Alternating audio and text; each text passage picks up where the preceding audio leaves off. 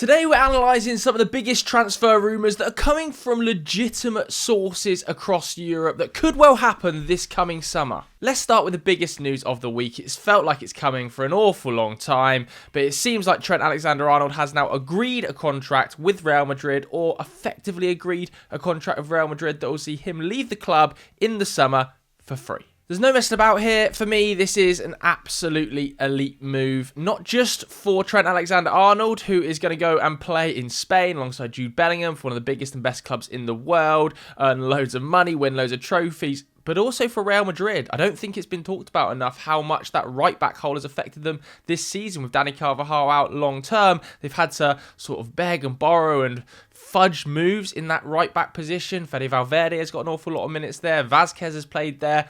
Trent Alexander-Arnold is the best right-back in world football. And I know people at home will be screaming at me about his defensive output, and you can do that, but across the last 2 seasons, his defensive output has improved. This season in particular, under Arne Slot, it has definitely jumped, both in tackles and interceptions, but also in duels won. But putting that to one side, we all know he's an absolute freak going forward, and to get that level of freak talent for free is not normal. Only Real Madrid can pull off this move. Now, there has been an awful lot said online, and I think Liverpool fans do have a bit of a right to be angry. They're losing one of their best players for free. I'm sure the anger is not just directed at Trent Alexander-Arnold, but mainly at the board. How it's been allowed to get to this stage where Liverpool's 3 best players are out of contract, and we're in April, is mind-boggling. Trent Alexander-Arnold has every right to move to Real Madrid if he wants. I can understand Liverpool fans' frustrations that they haven't got a fee for him, but at the end of the day, that's not Trent's fault. That is the club's issue. Next up, we've got Eduardo Camavinga joining Manchester City. This one stems from Florian Plettenberg, so not the most reliable, but not the least reliable in terms of sourcing either.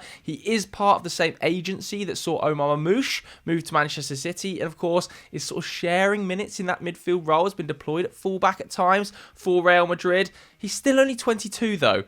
I would be insanely shocked to see him leave Madrid this summer. Having said that, from Man City's point of view, if he was available on the open market, he'd be almost perfect. What they've really lacked this season is both cover for Rodri and also a player that can play alongside Rodri with extreme physicality. Somebody who can cover large swathes of open turf and shut off counter-attacks with ease. That is exactly what Eduardo Camavinga does off the ball. But what you also get with Eduardo Camavinga is his on-the-ball ability. A player in the top 10% of European midfielders for successful take-ons. A player that lives in the realm of about a 94% pass success rate. So he's excellent on the ball. He can carry the ball. He's a demon off it in the top 2% of duelers in Europe. I mean, if this was to actually happen, this would be a speechlessly amazing move. Like, it would be elite. Do I see it happening? Probably not. I think if I was predicting transfers, this would be pretty low for me. Another big breaking story to talk about is Romero going to Atletico Madrid. This has been reported by the likes of Sky Sports, Mateo Marotta over in Madrid. Ooh, what do we think about this? In the comments below. I think this is a bit of an interesting one.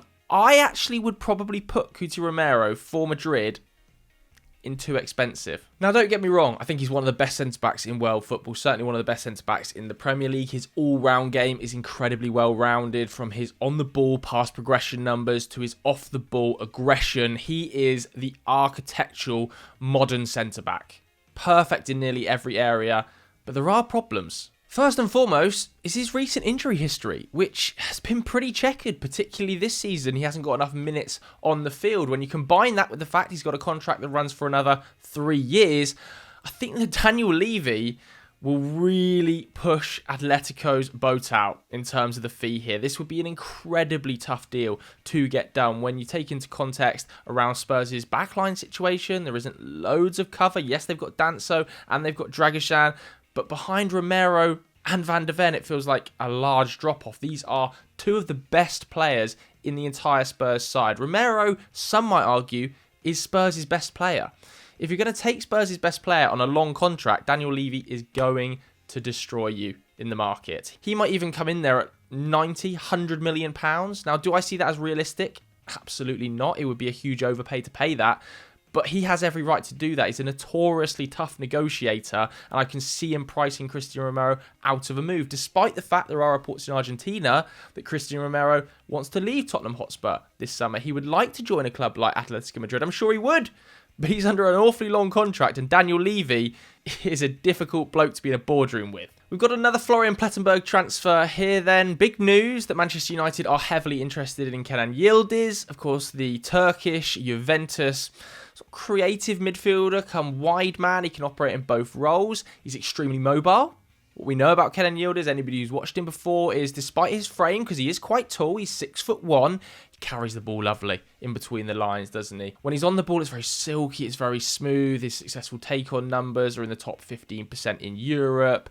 His dribble completion rate is extremely high. He is a joy to watch despite the fact he's still under 20. However, I think we should take this with a little bit of a pinch of salt. I do think he would be a really nice fit in the Ruben Amorim system in one of those two floating 10 positions. The issue for me is the fee. This is a player who is 19 years of age. He's put up 6 goal contributions this season. He wasn't a huge contributor last season. And yes, he has a massive ceiling.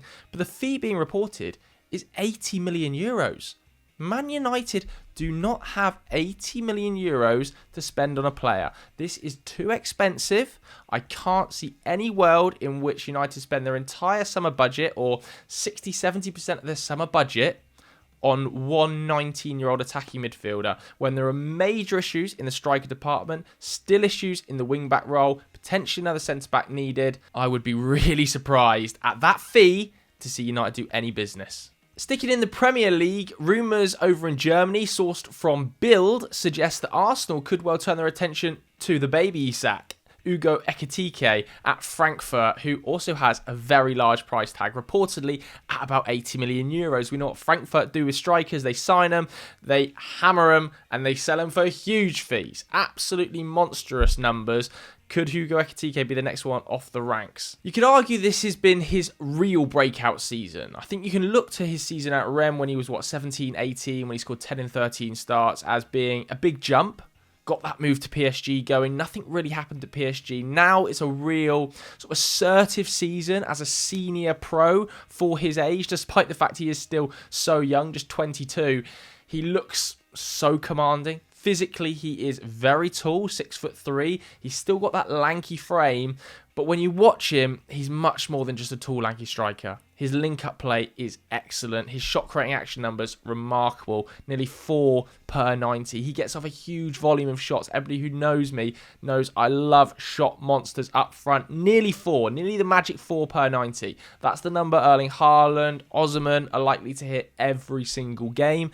Ugo Ekitike, still only 22. Getting up close to that number. This season has been remarkable for him. When he was linking with Omar Mamouche, it was one of the most effective strike partnerships in Europe. And even when you watch him at the under-21 level, anybody who caught the France versus England game where he scored a hat-trick recently will have been blown away by his close control, his dribbling in tight spaces. For such a tall guy, he's able to sort his feet out really, really well, which is quite a rare trait. I don't think he's exactly like Alexander Isak. I know that people have been comparing the two. I personally would still like to see him spend another season in Germany. And with an 80 million euro price tag, I think that's probably quite likely. But if it drops a little bit, if that drops to 60 million euros and Arsenal are still involved, and the striker market is as thin as it looks right now, for me, this would become a good deal. I know the Arsenal fans are going to want high-profile players, a Gyokeres or an Osimhen. Maybe they're going to want a Sesko. But I actually think Ekitike offers a really nice alternative to those guys. Somebody who in the market not loads of people are looking at, and maybe they should be. His underlying numbers are better than Benjamin Sesko this season. He's a very similar age profile as well. He doesn't have the established form of Osimhen or Gyokeres, but he might be slightly more mouldable because he is coming at such a young age. I think he's an interesting option. Next up, we've got Real Madrid's pursuit of Dean Howson. Another player, I think this would be a really good deal. Obviously, he is a Spanish international linking with Real Madrid, a £50 million buyout clause. Feels like there's a lot of boxes being ticked here for Real Madrid, doesn't it? I have to say he's one of my favourite centre-backs to watch in the Premier League. Bizarrely, despite his size, the fact he's playing at centre-back, he's actually put up the most interceptions of any player in the league in 2025. That really proves he steps out the line very effectively. Usually you see those numbers from fullbacks or defensive midfielders. is actually Dean Howson stepping out of the line, winning balls really high up the pitch to maintain pressure for Bournemouth so they can enact that press right in the mouth of the opposition's goal. That would add a string to Real Madrid's bow. And with injuries to the likes of Rudiger, Alaba this season, they clearly wanted a young centre-back in Lenny Yoro last summer. I think Dean Howson makes almost too much sense. It's almost an elite move for me, but I don't think it's quite the calibre of these two. Next on the list, we've got another Manchester United target. This is Felix Nmecha being linked by Patrick Berger over in Germany. Now, some of you that don't follow the Bundesliga and realise that he's playing for Borussia Dortmund now might well remember Felix from back in his Manchester days when he was playing for Man City's academy. He was in the academy for 12 years. He's represented both the England youth teams and the German youth teams. He is now a Germany international. He's much more established. He's 24 years old, playing in that Borussia Dortmund midfield, and certainly adds a lot of what Ruben Amorim has been speaking about in press conferences. He almost feels a little bit like a clunkier Gravenberch, which is a little bit harsh on him because he's got amazing feet, gets out of tight spaces brilliantly for a player his size, but he's very strong on the ball. When he's in tight spaces, it's really hard to get it off him. Successful take-ons in the top 15% of central midfielders. Very effective on the edge of the box at being able to get out of a tight spot. What he's not brilliant at, though, and which does concern me, is progressing the ball. Across the last 3 seasons, he's averaged about the 40th percentile for progressive passes. Now, Manchester United, in my opinion, as a fan, needs somebody who can pick the ball up off the centre-backs and split the lines and get the ball moving quickly into the front players, because we have an issue with build-up. That isn't necessarily Felix Nmecha's game. He's more likely to progress it with carries. He is very physical off the ball, and Amorim has banged on about physicality until the cows come home. He's definitely going to add some size, some work rate, and some power to the midfield. But on the ball, with his passing, I think there would be question marks. He's got lower pass progression numbers, for instance, than somebody like a Casemiro. And I think it would be a good move because Man United really don't have a player like Felix Nmecha who can pick the ball up and drive with it. It's definitely a profile United are missing within the squad. But then do you also have to sign a midfielder who is an excellent passer of the ball? I don't know. I think he is a good player and I think it would be a good fit, but it would have to be the right fee. The next rumour comes from Tony Wanmati over in Barcelona. He is claiming that the club are very interested in doing a deal for Luis Diaz this summer, and one of their priority positions is the left wing. Now, that might be slightly confusing because obviously Rafinha has been amazing, one of the best players, if not the best player in Europe, operating at times on that left-hand side, also in that 10 space. Maybe they want a bit more depth, and fair enough. But is Luis Diaz the right option here? Because he is going to command a fairly substantial fee. Reports are around 70 million euros, and that is chunky. Especially when you consider this is a player who has put up 26 goal involvements across the last 2 seasons, but fairly inconsistently, and has missed big opportunities in big games. You look to his recent form, for instance, I think he's 1 goal in his last 13 matches for Liverpool. They've exited cup competitions in that time. Has he stepped up when the side have needed him to, when Mo Salah is having an off day? Can you rely on Luis Diaz to be the guy to step up? I think when he first arrived, absolutely you thought that. But post that injury, I don't know, there's a sense in the back of my mind, just a little nag in the back of my mind that's saying, I don't know whether they could upgrade. I feel like they maybe could. And at 28 years old, if Barcelona did come in with a big money offer, I think it would probably be too good to turn down. From Barcelona's perspective, though, is how I'm going to look at this. That's how I've done all of this so far from the signing club's perspective. For me, I would be a little bit confused. I think there are better options in that left wing role, younger options, cheaper options in that left wing role that could offer massive amounts to this Barcelona side and this structure under Hansi Flick. I do really like Luis Diaz though, and if he went to Barcelona, you know, maybe Hansi Flick would get him popping. Okay, we've spoken about Xavi Simons in the past, but new rumours linking him from Bild to Manchester City. Obviously, he only joined Leipzig on a permanent transfer in January for a fee that will eventually end up, or could eventually end up being, 81 million euros. He was previously on loan. That deal got made permanent, but it was only a 2-year contract.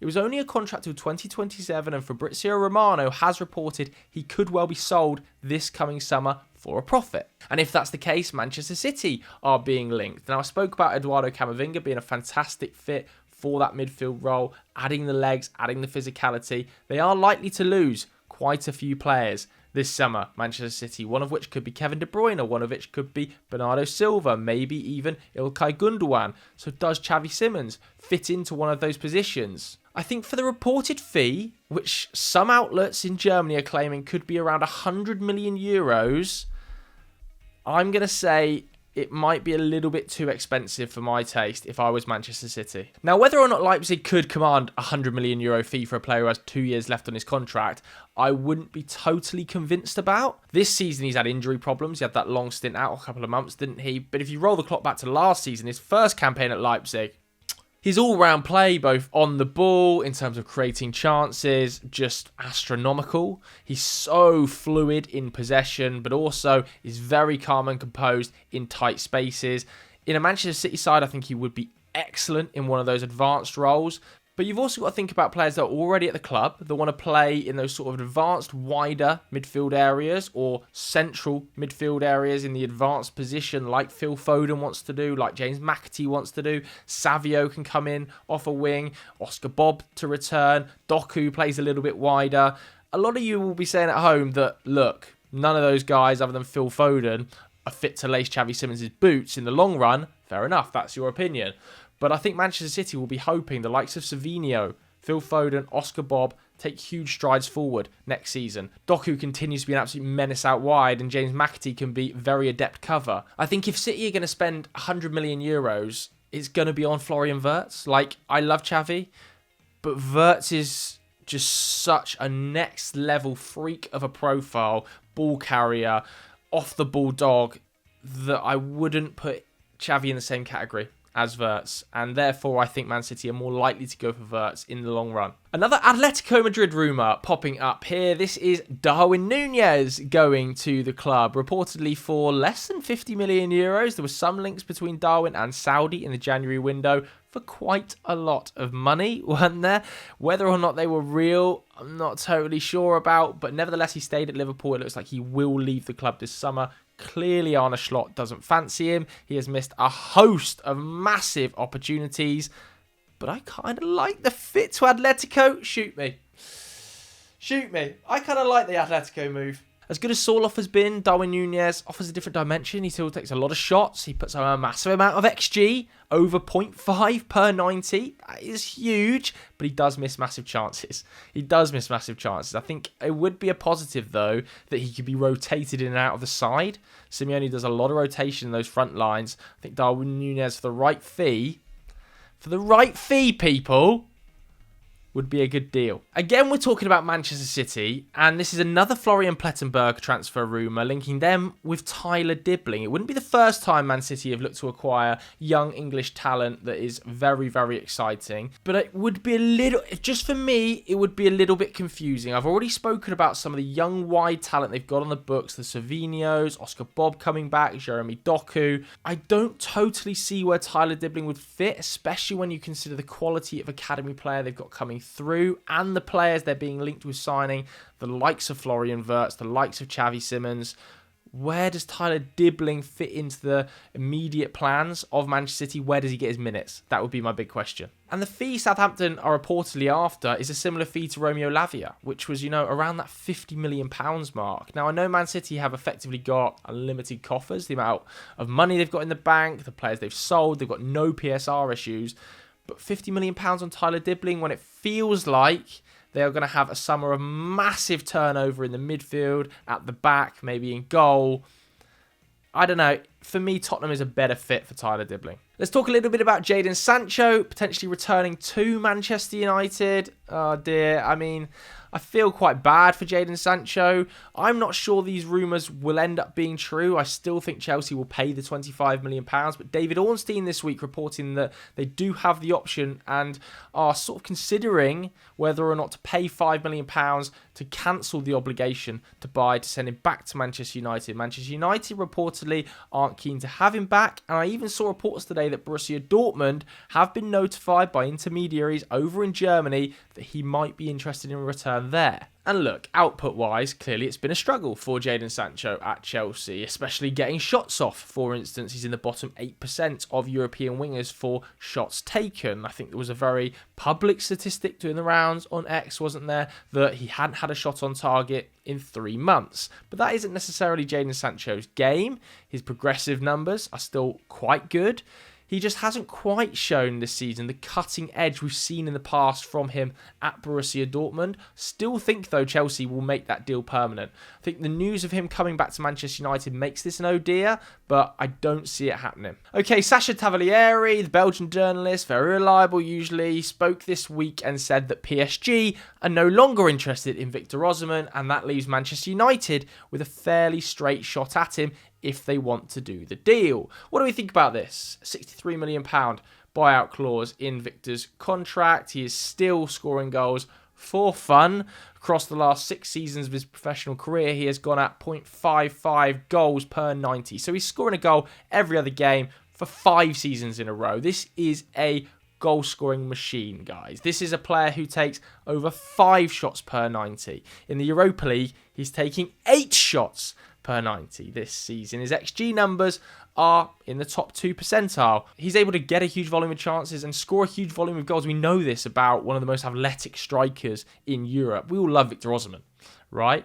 But at £63 million, would it be a risk for Manchester United given his injury record? Only once in the last 6 seasons has he made 30 or more league starts. Now, they aren't huge injuries he suffers from. Only twice in his professional career has a muscle injury kept him out for 30 days or longer. So they tend to be little niggly problems. He's obviously had impact injuries. He's had the eye socket that kept him out for about 2 months. He's had double dislocations of his shoulder that have both kept him out for long periods, but muscle-wise, it tends to be small problems. And with a £63 million release clause, I'm sure Man United fans are saying, we've got to get this guy through the door. He is the perfect striker for Ruben Amorim's system.